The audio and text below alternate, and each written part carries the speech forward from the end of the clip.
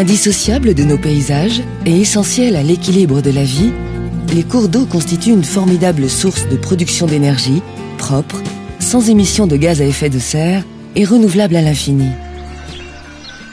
Parfaitement intégrée aux autres usages de l'eau et respectueuse des milieux naturels et de leur biodiversité, la production d'hydroélectricité prend sa source dans le cycle naturel de l'eau. Sous l'action du soleil, l'eau des océans s'évapore, se transforme en nuages, puis, au gré des événements climatiques, retombe en neige, pluie, grêle, qui alimentent les cours d'eau et fournissent leurs matières premières aux aménagements hydroélectriques. Ces installations convertissent l'énergie naturelle des rivières et des fleuves en énergie électrique.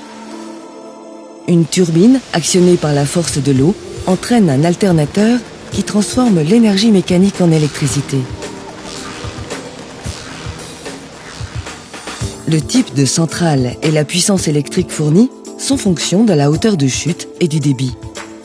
Le volume du réservoir détermine quant à lui la capacité de la centrale à produire beaucoup en très peu de temps.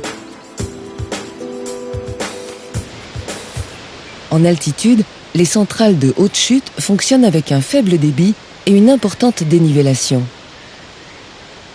L'eau stockée dans un lac artificiel ou naturel est amenée à grande vitesse par une conduite jusqu'à la centrale située en contrebas. Après avoir été turbinée, l'eau retourne au milieu naturel sans altération et l'électricité produite, une fois sa tension adaptée, rejoint le réseau de transport, puis celui de distribution.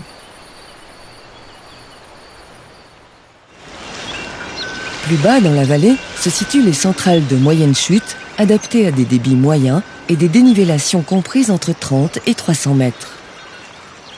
La centrale de production est souvent directement raccordée au barrage de retenue. Pour préserver la vie aquatique, un débit minimum alimente en permanence le cours d'eau. C'est ce qu'on appelle le débit réservé.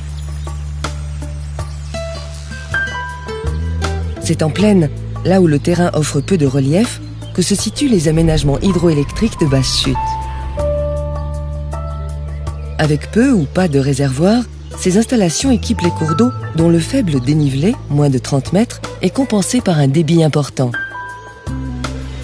Le barrage situé à l'amont crée une petite hauteur de chute, dérive l'eau et gère l'abondance des débits. Pour valoriser en électricité le débit réservé restitué aux cours d'eau naturels, il est possible d'équiper le barrage d'une petite centrale hydroélectrique. Une passe à poissons peut également être prévue pour favoriser leur circulation au-delà des ouvrages. Jusqu'à plusieurs kilomètres à l'aval du barrage se situe la centrale de production. Elle est alimentée par un canal d'amenée qui peut également servir à la navigation. Dans ce cas, des écluses permettent aux bateaux de franchir le dénivelé. Certains d'entre eux poursuivront leur route jusqu'à la mer, dont l'évaporation servira, selon un cycle sans cesse renouvelé, à alimenter les cours d'eau et à produire de l'hydroélectricité.